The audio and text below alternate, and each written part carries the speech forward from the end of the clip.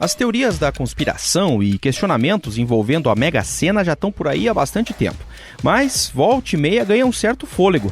Quando começa, por exemplo, a acumular muito, os prêmios começam a ficar gigantes e aí já surgem as mensagens insinuando que tem alguma marmelada na loteria. Esse último prêmio da Mega Sena, sorteado na quarta-feira, teve esse caráter, um prato cheio para especulações. Por quê? Porque a única aposta vencedora foi feita em um bolão feito por funcionários da liderança do PT na Câmara dos Deputados, todos subordinados, digamos assim, ao deputado federal Paulo Pimenta, do PT do Rio Grande do Sul. Poder comunicar ao Brasil, então, que um bolão de 49 assessores e assessoras da liderança da bancada do Partido dos Trabalhadores foram, os ganhadores da Mega Sena. Eu sou o Márcio Miranda e a Mega Sena que premiou os petistas é o tema do 15 Minutos, podcast diário de resumo e análise do noticiário aqui da Gazeta do Povo. Também hoje, uma homenagem ao campeão da Copa do Brasil de 2019, o Atlético Paranaense, que levantou a taça pela primeira vez na história. Olha, o gabinete da liderança do Partido dos Trabalhadores, o PT, na Câmara dos Deputados, amanheceu hoje com menos funcionários. Pois é, um bolão feito por funcionários do PT levou o prêmio de 120 milhões de reais da Mega Sena. Foram ao todo 49 cotas e o prêmio aí de mais de 2 milhões e 400 mil reais para cada um. Eu vou conversar com o Olavo Soares, que é correspondente da Gazeta do Povo lá em Brasília, que está acompanhando essa repercussão por lá, porque afinal isso chamou a atenção. E aí o pessoal hoje provavelmente não apareceu para trabalhar de manhã, né, Olavo? Pois é, né? Foi uma grande euforia aqui na Câmara dos Deputados. Eu estou aqui agora na quarta-feira à noite, quando saiu o resultado, né? Só para contextualizar, a Câmara estava bem numa sessão muito importante por causa da votação do fundo eleitoral, a votação da legislação dos partidos. A casa estava muito cheia, com quase todos os deputados aqui, presentes aqui para discutir, quando de repente estourou esse assunto e assim, meio que virou a chave do dia. De repente só se falava disso, o pessoal começou a dar risada, o clima mudou completamente, aquele clima tenso de votação, de debate, até o Rodrigo Maia, o presidente da Câmara, ele estava um pouco grosso, ele deu umas respostas meio atravessadas para alguns deputados que tentaram mudar a votação de ontem, enfim, de repente isso acabou, de repente só se falava da euforia do pessoal do PT que ganhou na loteria. Foi um fato inusitado que realmente mudou o rumo da quarta-feira da votação na Câmara dos Deputados. A ponto de, durante essa sessão, que como você falou, estava ali um tema importante, claro, né, a questão das regras eleitorais, o fundo eleitoral, e aí no meio desse momento mais leve ali, alguns deputados chegaram a usar o microfone e pedir a palavra lá para fazer umas brincadeiras em torno do tema, Olavo. Pois é, foi isso. O que aconteceu? De repente, essa notícia começou a pipocar nas redes sociais, no WhatsApp, aqui e ali, uma coisa meio informal, né? Alguém tuitava, outros comentavam, um papo de corredor, esse tipo de coisa. E aí, de repente, o Kim Kataguiri, deputado do Democratas de São Paulo, que, como nós sabemos, é adversário ferrenho do PT, pediu o microfone para falar assim, e a gente sabe que o Kim também é um provocador nato, né? Ele pegou o microfone para falar: bem, pessoal, acabei de saber da notícia que o pessoal do PT ganhou na loteria, então eu queria perguntar se eles vão fazer como o socialismo que eles defendem e vão dividir a fortuna. Pelo presidente, eu só gostaria de fazer um registro, presidente, que tornou-se público agora. Os assessores da liderança do PT ganharam na Mega Sena. Isso. E eu quero aqui parabenizá-los e agradecer pelo PT ficar um mês sem liderança, sem obstruir o plenário. Vai ser uma maravilha agora a votação. E eu quero ver se o pessoal vai socializar esse dinheiro aí ou se vai ficar só na liderança do PT. E aí o pessoal caiu na risada, né? E aí o Rodrigo Maia também entrou na brincadeira e falou assim: olha aqui, você não pode falar uma coisa dessas. Você, como liberal, tem que respeitar o dinheiro dos outros. Deputado Kim, você tem que ser liberal em tudo, não pode querer o dinheiro dos outros não, meu amigo. O pessoal também... E aí, para continuar a brincadeira, o Aliel Machado, do PSB do Paraná, ele falou assim, também em tom de brincadeira, né? E me parece aqui, pelas conversas, que o PT vai mudar de orientação também e não quer mais taxar as grandes fortunas. Parece que o PT agora vai querer ficar com as fortunas. Virou o tema da sessão mesmo na Câmara, né? Virou o tema da sessão, foi muito engraçado. Eu ia comentar, vamos dizer assim, o chefe, né, desses funcionários é o deputado Paulo Pimenta, né, do PT do Rio Grande do Sul, ele que afinal é o líder na Câmara, né? Ele chegou a comentar o assunto ou não? Olha, Eu até ia falar sobre isso, né? Que assim, até para o pessoal que não conhece bem a Câmara entender. Como é que funciona? Os partidos maiores, como o PT, o PSDB, até o PSL, né, do Bolsonaro, a partir dessa legislatura, os partidos eles têm verdadeiras estruturas aqui na Câmara dos Deputados, também no Senado, estruturas grandes, com um corpo funcional expressivo, coisa de 30, 40 pessoas, por aí. E aí inclui tanto o pessoal da área jurídica, o pessoal da área de assessoria de imprensa, técnicos administrativos, uma série de profissionais de várias formações e várias atribuições. Então são pessoas que no dia a dia, assim, acaba tendo um cotidiano de uma empresa normal, pessoas que não são militantes políticos 24 horas por dia, muito pelo contrário, são profissionais habituais como quaisquer outros, né? Então, assim, a gente tem que levar isso em conta porque foram pessoas normais que jogaram na loteria. Não é que foi um jogo do PT, um jogo, uma ação política, entendeu? Foi um jogo de pessoas convencionais que fizeram bolão como qualquer empresa faz, como qualquer grupo de amigos faz. Isso torna a situação ainda um pouco mais curiosa, né? Até eu vi aqui que o deputado Paulo Pimenta gravou um vídeo nas redes sociais no qual ele comentou esse assunto e ele até fez questão de ressaltar isso, né? Que não tinha deputados participando então desse bolão, né? Que foi só funcionários mesmo que fizeram o jogo, né? Eu, como líder, sou pé quente, foi a minha equipe que ganhou a Mega Sena, né? Eu não participei, nenhum deputado participou. Exatamente, uma coisa espontânea dos funcionários. E assim, certamente tem dezenas de gabinetes aqui no Congresso que fazem também bolões e nunca chegaram a ganhar, né? E agora o pessoal vai estar arrependido aí, ou vai estar ainda mais estimulado a participar ou perceber que pelo menos um bolão foi bem sucedido, né? Mas o fato é o seguinte também, né, Olavo? Na era da internet, na era dos memes, aí um fato como esse não ia passar em branco, né? E é evidente que as piadas são muitas, né? Diz que o Bolsonaro quer demitir o presidente da Caixa Econômica Federal. O Bolsonaro vai ter que assinar um cheque, né, para os petistas. Ou seja, já começaram a pipocar aí memes nas redes sociais e também, de volta, o que volta e meia aparece, como eu falei no começo aqui do 15 Minutos, as teorias da conspiração envolvendo loterias, envolvendo a Mega Sena. Isso já é um prato cheio em uma situação como essa, né? Com certeza, né? Agora há pouco o ministro da Educação, Abraham Weintraub, que é também um grande provocador, ele falou que ele achava impossível um petista ficar rico sem roubar, e aí isso despertou comentários mais raivosos por parte do PT.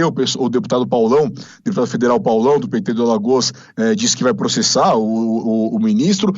O perfil oficial do PSDB também brincou com a situação, disse que é mais fácil um petista ganhar na loteria do que fazer um bom governo. Enfim, o pessoal vai fazer a festa, né? Pois é, já vira uma pauta política também esse fato aí, né? Com certeza, com certeza. Legal, Olavo, obrigado pela conversa aqui no 15 Minutos, até uma próxima. Prazer falar com vocês, um abraço, até mais. Que lance do Cirino! Espetacular o Cirino! Lúcio Gonzalez pedindo mais um drible, rolou pro Rony! Gol! Essa narração que você ouviu aí não vai sair da cabeça do torcedor do Atlético por um bom tempo. Nessa quarta-feira, o time entrou para o Clube dos Campeões da Copa do Brasil, conquistando um dos títulos mais importantes da história de 95 anos do Furacão. Eu convidei aqui no 15 Minutos o André Pugliese, que é editor de esportes aqui da Gazeta do Povo, para a gente comentar um pouco esse assunto. Ô André, afinal o Atlético conquistou essa Copa do Brasil na noite de quarta-feira lá em Porto Alegre, no estádio Beira-Rio, e muita gente fica se perguntando, né, o que acontece com o Atlético, um clube que é inegável como nos últimos anos vem cada vez mais conquistando coisas dentro e fora do campo, dá pra gente dizer. Afinal, no passado teve a conquista aí da Copa Sul-Americana e agora essa conquista da Copa do Brasil. Por que dá certo o Atlético, hein, André? O Atlético dá certo porque o Atlético tem algo que muito se fala no Brasil, mas pouco se faz. O Atlético tem, sim, um projeto de clube, né? Algo que vem se desenvolvendo desde 1995 no clube, quando Mário Celso Petralha assumiu as rédeas do Atlético, ao lado de vários outros atleticanos, como Enio Forney, Ademir Adur, Valmor Zimmermann, mas Petralha sempre foi, sim, o cérebro dessa reconstrução de um clube que era eminentemente local e aos poucos foi ganhando espaço no cenário nacional, culminando com o título da Copa do Brasil. Então o Atlético tem um plano, sim, a longo prazo. Evidentemente que dentro do cenário do futebol brasileiro, né, esse plano não se desenrola, não se desenvolve com tanta facilidade assim. Então o Atlético já havia flertado em outras oportunidades com esse espaço que agora parece ele começa a ocupar com mais consistência. Foi campeão em 2001, brasileiro, chegou a vice-campeão em 2004, final da Copa Libertadores em 2005, quando foi derrotado pelo São Paulo, e parecia que a escalada do Atlético ia continuar, e aí entrou em um momento em que houve várias questões que acabaram freando esse projeto do Atlético. O Atlético construiu o estádio em 99 e modificou esse estádio para a Copa do Mundo em 2014, né? A partir de 2011, o Atlético fez praticamente uma nova arena, né? Foi a primeira arena do futebol brasileiro em 99. Em 2014, aproveitou a parte que já tinha construída, mas modificou muito o seu estádio. Então, essa questão de estrutura, né? Já tinha o CT do Caju, foi algo que o Atlético teve que ir manejando e construindo e desenvolvendo, até que, mais recentemente, aí depois da Copa do Mundo, parece que o Atlético se consolidou fora de campo. E assim os resultados dentro de campo começam a aparecer com um clube mais estruturado, com um clube mais consolidado, um clube mais voltado ao futebol, que foi o que se perdeu aí nesse período pós-2005 até 2014, com questões políticas envolvidas também.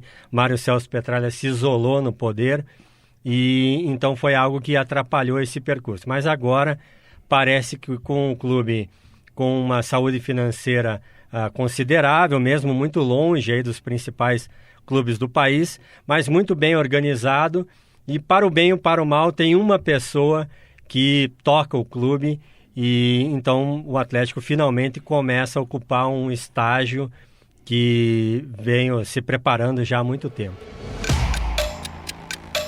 Para fechar, André, é uma pergunta que eu sei que acho que valeria 15 minutos só com esse questionamento, mas o fato é que o próprio Luiz Roberto, narrador da TV Globo ontem, falou em determinado momento, quando o Atlético estava já assim, quase conquistando o título no finalzinho do jogo, né? Ele comentou que o Atlético deixa talvez o clube dos times grandes e vai para os gigantes do futebol brasileiro. Claro, estava naquele momento de emoção, mas a pergunta que fica é essa, né? O Atlético muda de patamar com uma conquista como essa, o que representa para a história do clube, dentro dessa perspectiva do futebol nacional, conquistar uma Copa do Brasil? Para a história do clube do Atlético de 95 anos, né, o Atlético é de 1924, dá para afirmar que no último ano, né, da Sul-Americana para cá, na Copa do Brasil, não chegou a completar nenhum ano, o Atlético fez nacionalmente e internacionalmente mais do que fez nos 94 anos anteriores, né? Embora tenha sido campeão brasileiro, né, do Brasileirão, que é o principal campeonato nacional em 2001, o Atlético conseguiu em um ano ser campeão internacional de uma competição que se diz que é uma competição secundária, e sem dúvida, né, na comparação com a Libertadores, mas que é uma competição importante, especialmente para o Atlético, um clube que nunca tinha conquistado um título nacional e internacional relevante. Menos de um ano depois, o Atlético enfrenta os principais clubes do país, o Grêmio, o Flamengo, o Internacional, né, todos envolvidos na Libertadores.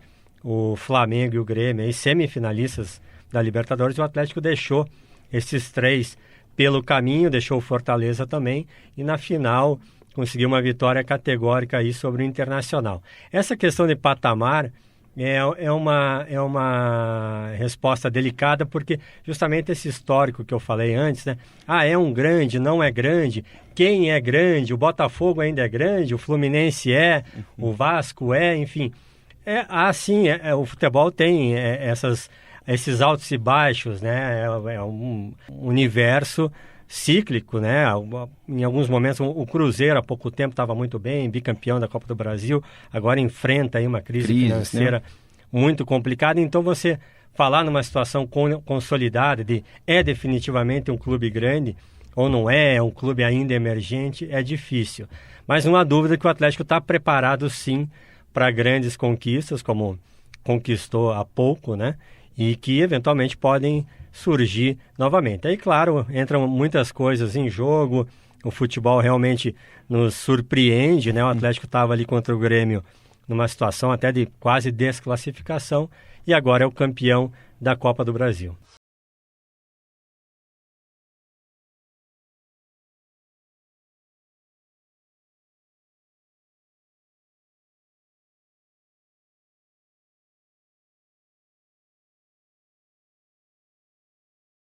Atlético Paranaense, campeão da Copa do Brasil. Até a próxima, André. Valeu, Márcio. Esse foi mais um 15 Minutos, nosso podcast diário de resumo e análise do noticiário. No episódio de hoje, você ouviu trechos da narração de Luiz Roberto na TV Globo para a grande conquista do Atlético Paranaense na Copa do Brasil. O 15 Minutos tem a produção da Jennifer Ribeiro e do Vivaldo de Souza Neto, a montagem do Leonardo Bestloff e a edição de conteúdo do Rodrigo Fernandes. Eu sou o Márcio Miranda e agradeço muito a sua companhia. Até mais!